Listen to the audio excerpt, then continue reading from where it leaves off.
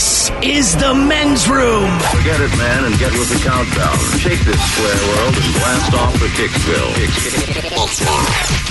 The trippers, the grasshoppers, the hip ones, all gathered in secrecy and flying high as a kite. You're listening to the men's room with Miles and Thrill. Say hello to our friends jumping on Portland's Classic Rock 92.3 KGON and, of course, 98.9 The Rock in Kansas City, Kansas City's rock station, and our friends at 103.3 The Fort, rocking in Fort Wayne, Indiana. Big show for you. Return of Who Sucks Less, a positive drinking story, holding the key to a long life. And today we're talking about whether it was good, whether it was bad. What did you find out after the fact? There is a story here about a Colorado family, and I don't think that they paid any attention to the date on the cereal they bought. But a Lakewood family bought a box of Quaker 100% natural granola cereal from a Walmart. It was the Quaker cereal with oats, honey, and raisins. Sounds pretty good. No, it does not. It wasn't until the family sat down for the serving that any of them realized that something was terribly wrong. It looks like February 22nd, 1997, said the mom, pointing to the box's Best Buy date. Yeah. The box appears to date back some 21 years. I had about 2 bites. That was it, she continued. Her husband, Josiah, he ate the full bowl. Oh. I just started eating and thinking it kind of tastes a little funny, but it must be okay. Of course, she told him, I was like, Josiah, you're going to be really sick. Fortunately, he's feeling fine. Has plans to return the expired box back to Walmart. To put this into perspective, here are a few things about life back in 1997, the same time that this box of cereal was put out. The Spice Girls ruled the world of pop music. Titanic came out, was the biggest movie. Let's see here. South Park premiered on Comedy Central. Wow. That's when the cereal was Best Buy. And Seinfeld started its last season. The family went online to compare what a current Quaker box would look like today. The new look is much different than the box they purchased. We just grabbed it off the shelf, and yeah, who knew? 21 years old. They are waiting on a response from both Walmart and Pepsi Company, who owns the product there. As soon as they update that, we'll let you know. I cannot believe that at a Walmart there is still a product on the shelf that has been there for 21 years. Yep. All right. Well, the fact that it's even available to be purchased blows my mind. Before cards, as in like trading cards, really got fancy, really got high dollar, it was baseball cards. Some people collected football cards. Baseball was it. I mean, that's where it was at. There were hockey and NBA. Nobody collected that. There was a few Star Wars cards. I might have started the Cool Cards series, but for the most part, baseball cards. So my buddies collected baseball cards. I collected baseball cards. At this point in time, I'm 18, 19 years old. I'm definitely out of the window, but I still have an interest in baseball cards. Sure. I've collected all of mine. I still have my collection, whatever. So there's like no card store. They might have tried it once or twice, but at least once or twice a year, there would be this card convention that would come through the mall. So, you know, these vendors would come in from everywhere. They would set up. They would have all their cards. Well, me and my buddy Nui, we would go every year. This year, no different. We go up there, but we have a different strategy because old Nui, the year before, he bought some unopened packs and actually did pretty well as far as rookie cards and other things. Right. So Nui's got a theory. I'm not really on this train. I'm just going to go take a look, but because they were expensive, depending on because you're gambling on a year where, all right, maybe one year had 2 very valuable cards. There might have been another year, like 1969, 1970, where every single rookie worth of crap for a decade came out. Johnny Bench, Pete Rose, all of those guys. Steve, whoever the hell it was just a monumental year. And that's where he went. He went to the 1970 Topps unopened pack of cards, which at the time, I want to say was a $20 pack. Okay. That was a lot of money then to open this thing up, and not know what was inside. So the thing about the Topps set from that year was it had a black outline border, which in the world of cards, if you had a pristine card that had not been a crease or a corner crack, tear, anything like that, that was a harder year because it had a black border on it. Right. So to keep that card pristine, they were hard to find anyway. So Nui, he gives the guy the $20. He kind of digs down into the box because he thinks, well, maybe he, vacuum glued the top one or, so he reaches down in and gets the middle one. Nui opens up the cards and he pops the gum in his mouth. And this is from 1970. This is 1989, 1990 at the time. And you just hear this crunch like Nui is chewing rocks. Yeah. And I'm like, Nui, Because that was the first thing you did when you open up a pack. You didn't think twice about it. Just pop the gun right in his mouth. I'm like, Noogie, that gum is 20-some years old, man. Right. What are you doing? He's like, and you could just hear it crunching, and just like he is trying to work his way through and act like it didn't bother him. He's like, it tastes just fine to me. I'm like, no, it does not taste fine to you. You didn't get anything out of the deck. I think the one card, ironically, that he got. I like that he fought through it. He sort of still acts fought like it through doesn't it. bother Didn't him. bother him. And the best part was the one card that he got that had some value on it.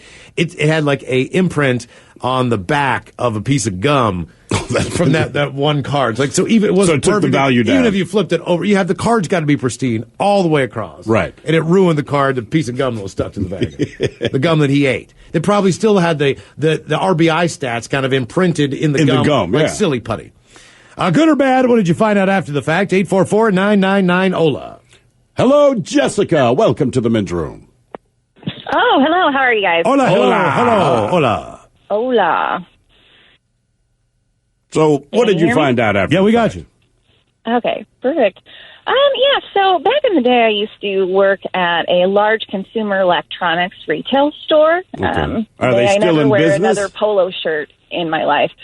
That was Was your shirt red or blue? You just sent a shiver up every East Coast listener we have. Like, never wear a polo shirt again. Oh my God! How do I go to the Outer Banks? Yeah, blue and yellow, but that's all I'm going to say. That's all you need to say. Yeah. Oh, come on.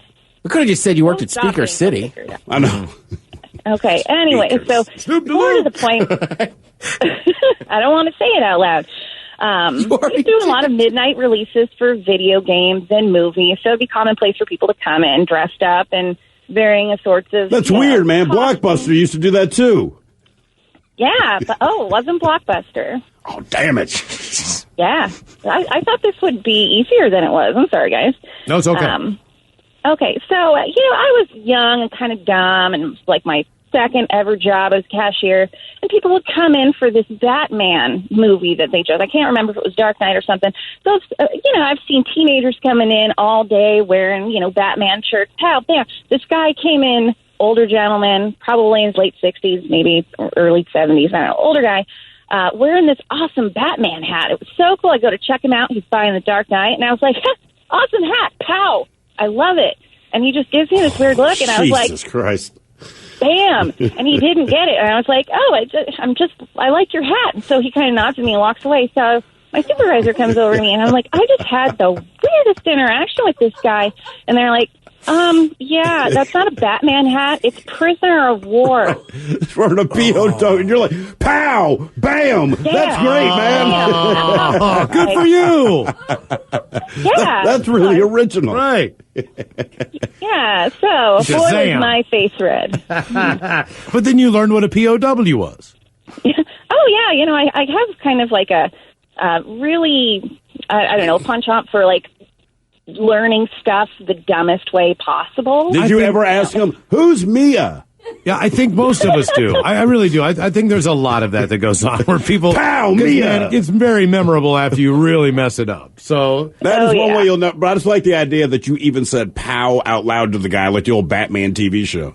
That's cool, man. Who's Pow. Batman? Half the people came in wearing masks. Like, what are you going to do? Oh, man. That is fantastic, Jessica. That's a good story, though. Pow. Yes, Sorry. exactly. Yeah. Right, yeah. Well done. Well done. Yeah, we... Pow.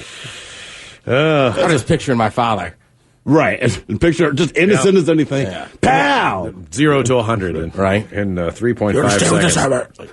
She didn't know. This is an unbelievable story. A grieving mother is trying to raise money after government funds were slashed for her son, who tragically became a paraplegic after a party stunt went wrong. You have to remember, this is in Australia. They have health care. Okay. Like all the people there. Right, okay, right. So just keep that in mind when I tell you the story so you understand why this is relevant. In 2010, Sydney rugby player Sam Ballard, who is now 28, was at a party, and they dared him to swallow a garden slug that just kind of happened to appear at the party. It was somewhere in there, right? All right. So Mr. Ballard, Look, I cannot explain how much I hate slugs. he said, you know, man, I'll do it for whatever the bet was. And this kid was a very active socialite. He was described by his mother as like a fun hooligan. Sure. Somebody liked to drink beer, hang He out. played rugby, right? I mean, that kind of says sums it up. He immediately fell ill and was told by doctors that he had been infected with rat lungworm. The worm is commonly found in rats, but snails or slugs can be infected when they eat rodent droppings. They say rarely is a parasite's problem, but tragically, Mr. Ballard, he contracted whatever he contracted and lapsed into a coma for 420 days from eating a slug on a dare. Jeez. Sam is doing well. He's still the same cheeky he's Sam. not. He laughs a lot. He'll walk and talk again. Thank God, but the time factor was we just don't know. She wrote that back in the day in 2011 and said the accident later changed his life forever. Mr. Ballard was released from the hospital in a wheelchair 3 years after he fell ill. He is 28. He is now tube-fed, suffers seizures, and struggles to control his body temperature. So last year, his mother applied to the National Disability Insurance portion of their plan when her son became eligible. But they are questioning whether they want to pay the majority of it based on the fact that they believe that he did this disability to himself. So whatever reason that they've got for that, they don't want to pay it up. Is it because he volunteered to do it? I think so. Because he volunteered to eat the slug, but I don't think in hindsight he would There's have eaten no that chance. slug if he would have known he No. would have. I mean, you should see the picture of this guy It's unreal, man. when he's 20 compared to the guy when he is 20. Dude, I mean, even at my age, like, I wouldn't give that two thoughts. Like, all right, it's a dare. I'll eat yeah, this slug. I'll eat this minnow. I'll eat whatever. This little, yeah. Would you eat a slug on a dare? I'd eat a bug. I've eaten lots of I'd bugs eat on a a dare. bug. It depends on the bug, but a slug is absolutely out. I don't even believe those things are from Earth. But it's originally. a rugby trip, so we're wasted. Right. Well, We're wait, drunk. But something in me looks like I stop at slug. I like I salt. could even get a T-shirt that says I stop at slug.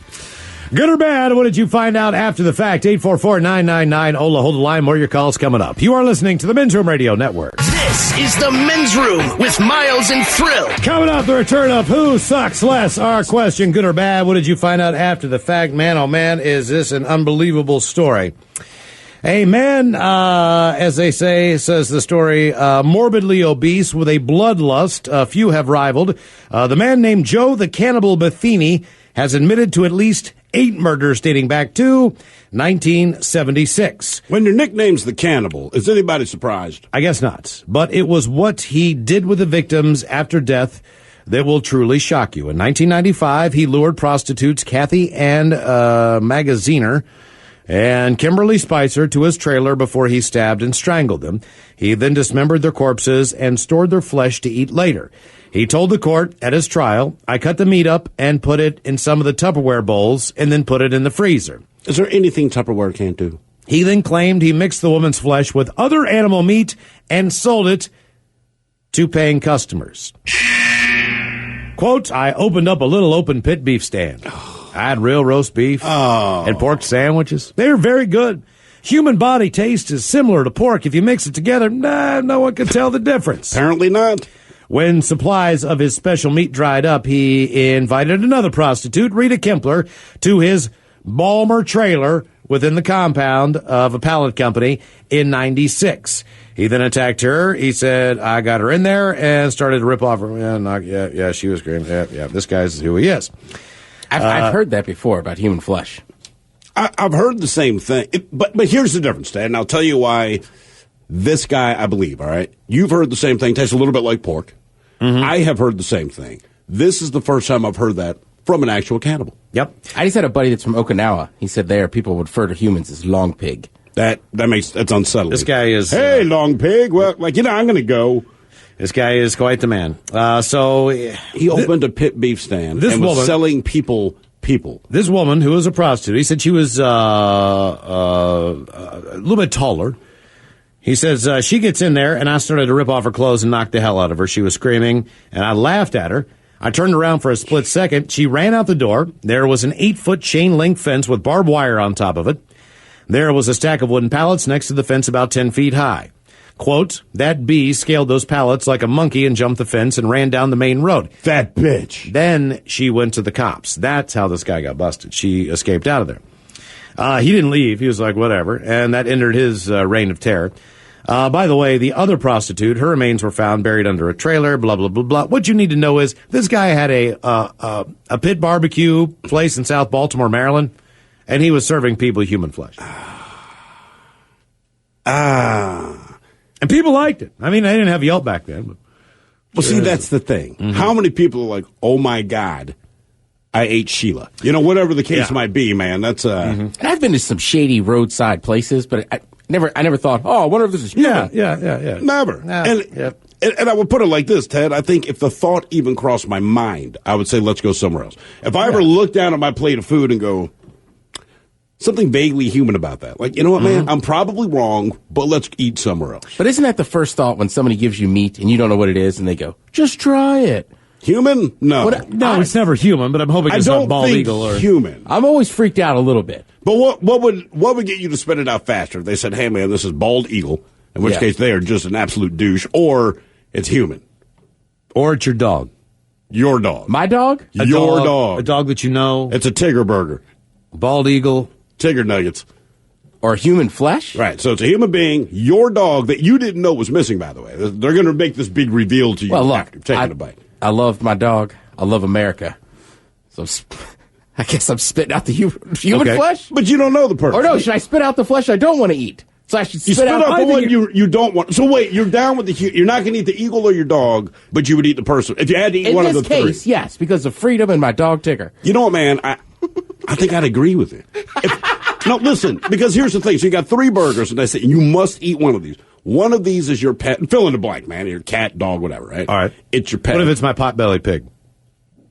That doesn't count because you know he's going to be delicious. Okay. So it's your mammalian pet, a bald eagle, or someone you don't know. One of these 3 burgers, I'm going after the person. I'm spitting out the person.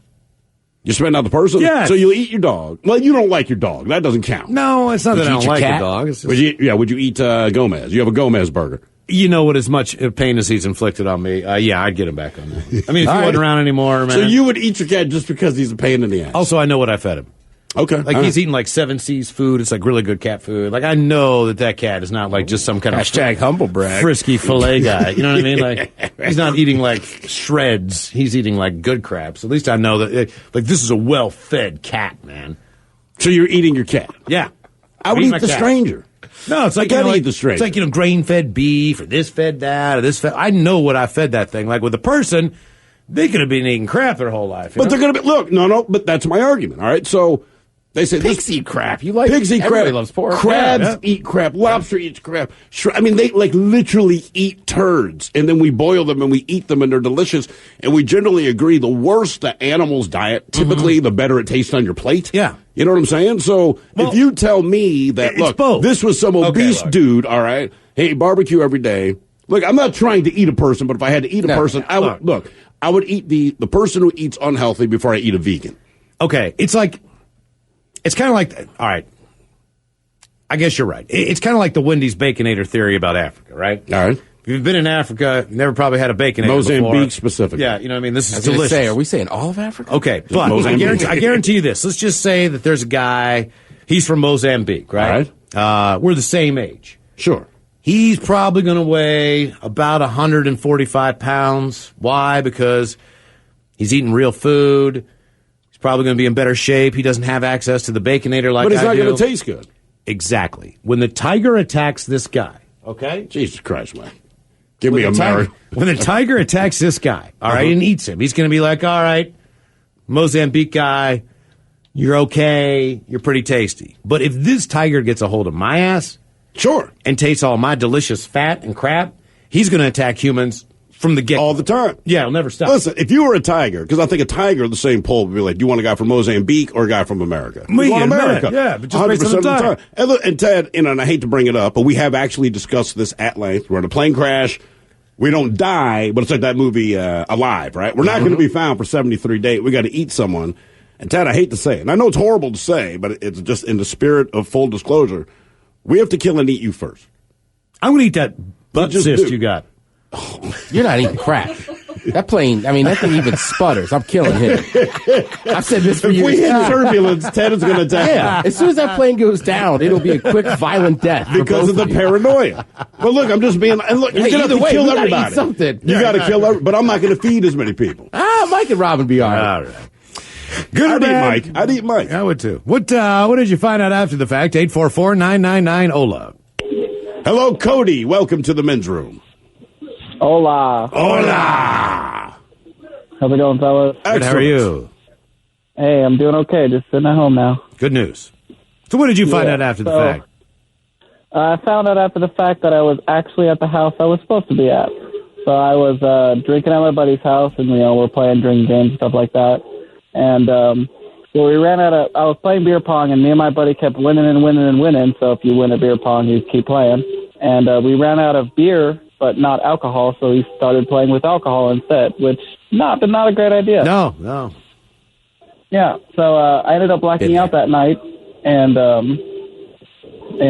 passed out, did whatever. And I woke up the next morning, and I had no idea where I was at, not a clue.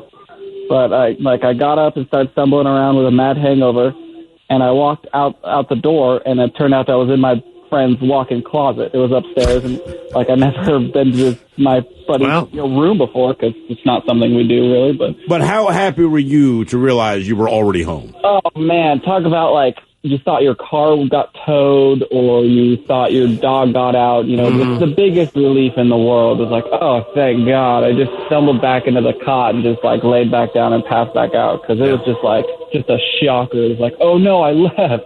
And that's a good feeling. Yeah. And then when you get older, you start doing stuff like looking at your bank account and receipts to see if you have anything I have my wallet. Okay. I have this receipt here. I'm looking at it. All right. How the hell did I get there? How did I get there? I had a night, man, this was years ago, and I was blackout drunk, and basically I had to go from one side of the city to the other.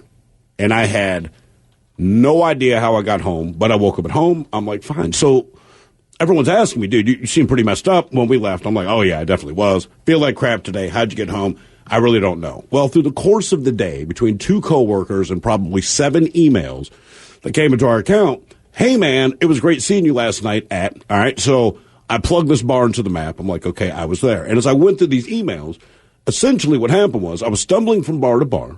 I would bump into a few listeners, and I would go with them to the next bar, but I kept moving closer to home. Mm-hmm. All right. And then between 2 separate coworkers, I ended up with a ride to my front door.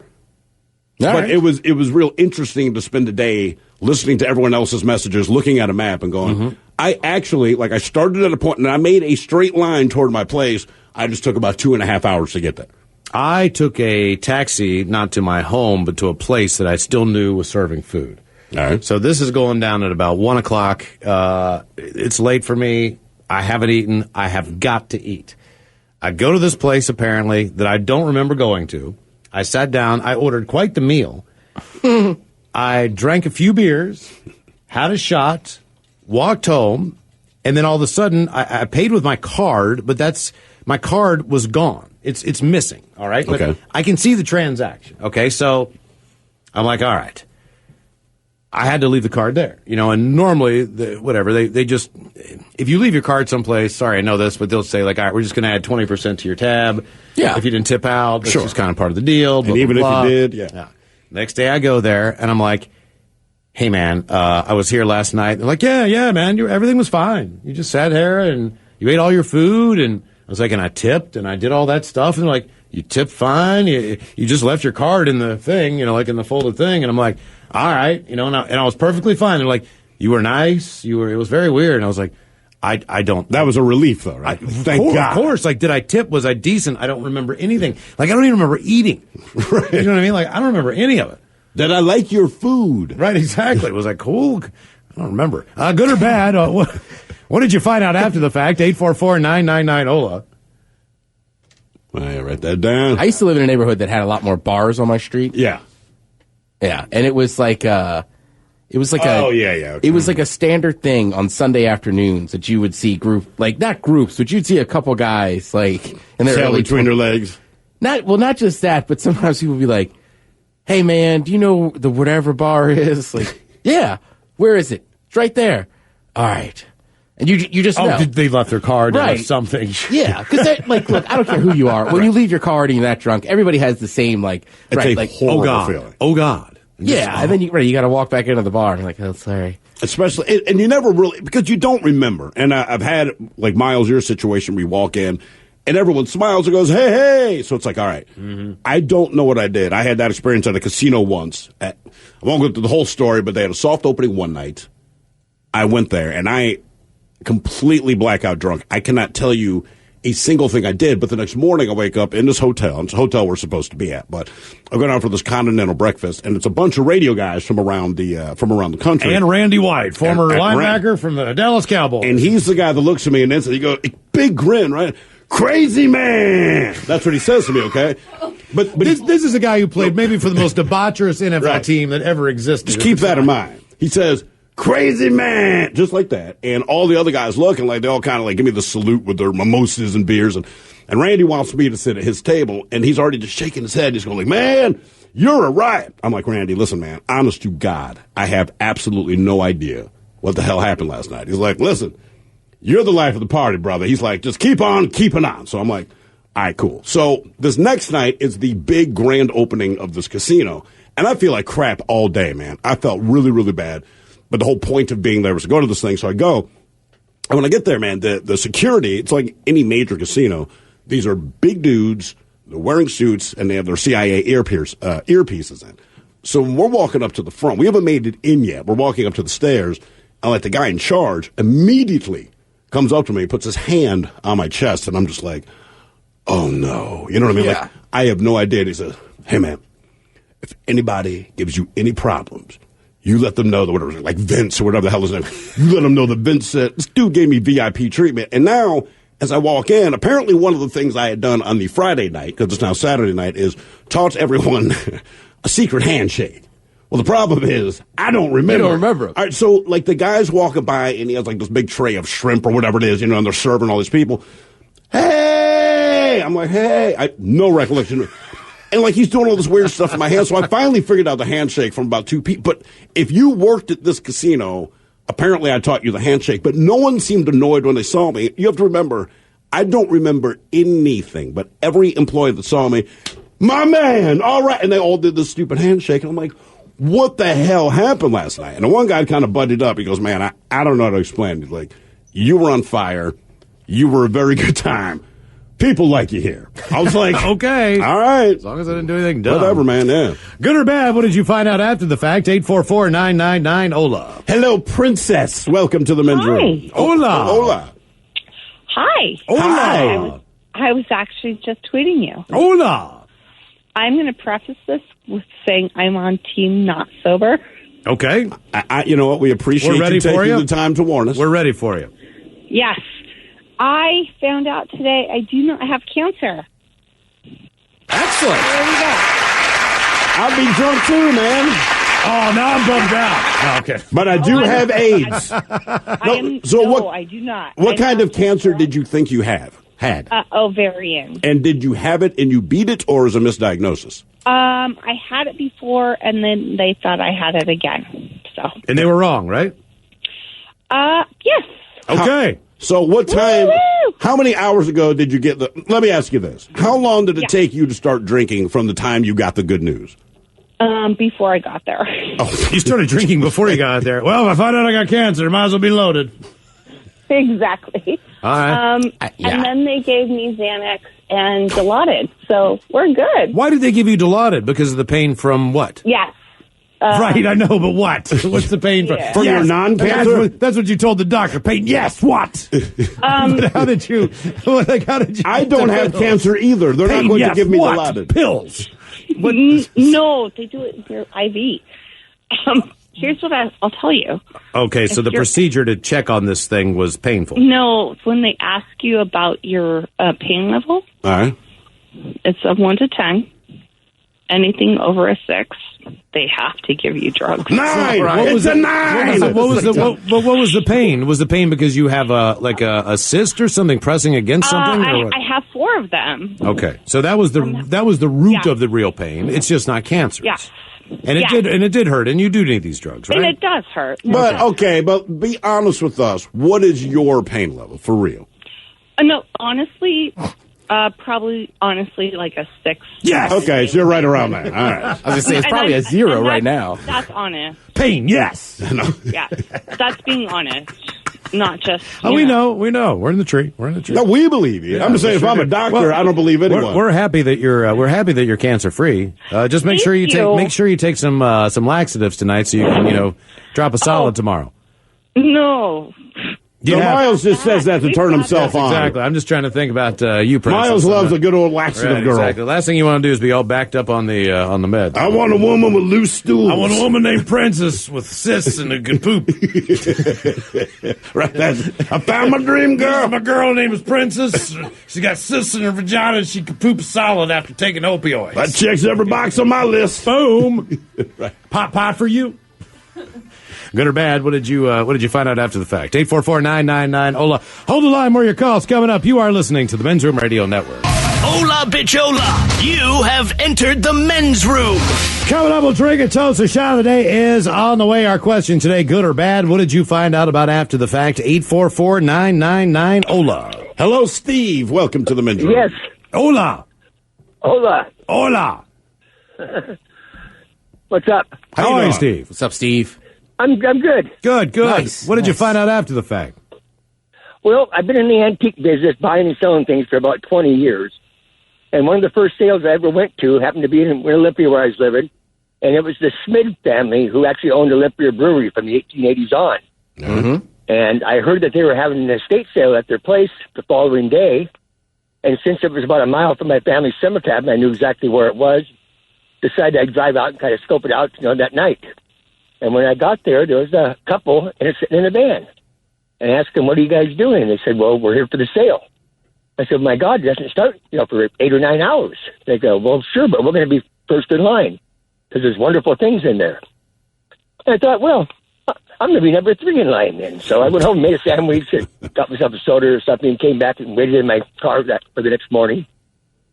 And the sale opened up, went inside, very excited. I had some money to spend, and I'm buying things. Wait, let me ask you something. How many people, when the sale started, how many other people were there? Was it still just you and the other couple?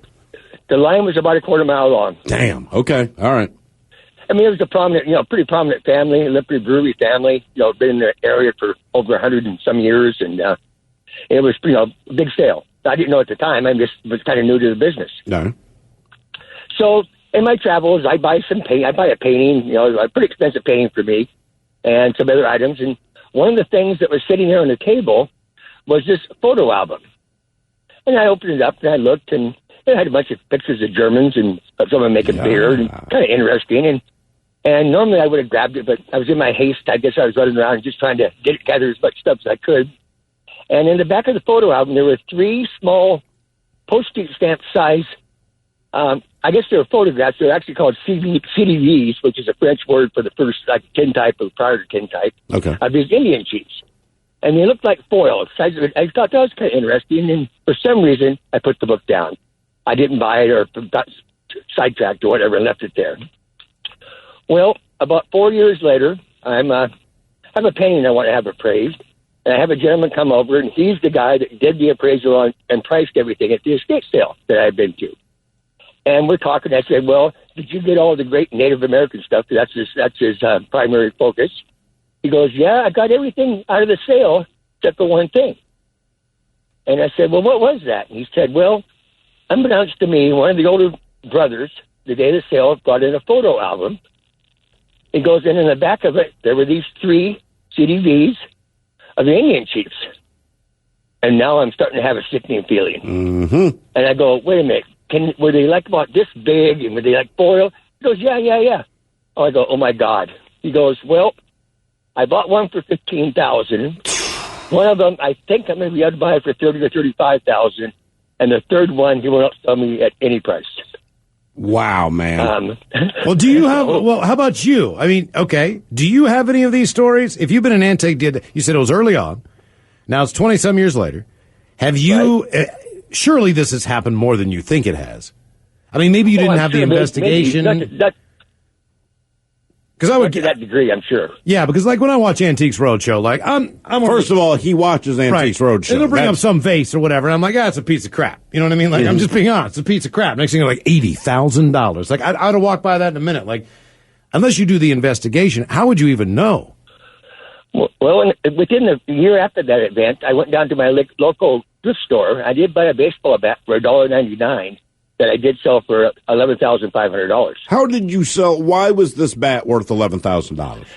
There was a 55% chance that Lou Gehrig had used it in the game. Wait, a 55% chance. You can get $11,000 for something that somebody may or may not have used in a baseball game. But he definitely used it, just we're not sure in a game. So maybe he did batting practice with it, he practiced with it, or maybe it was never in his hands.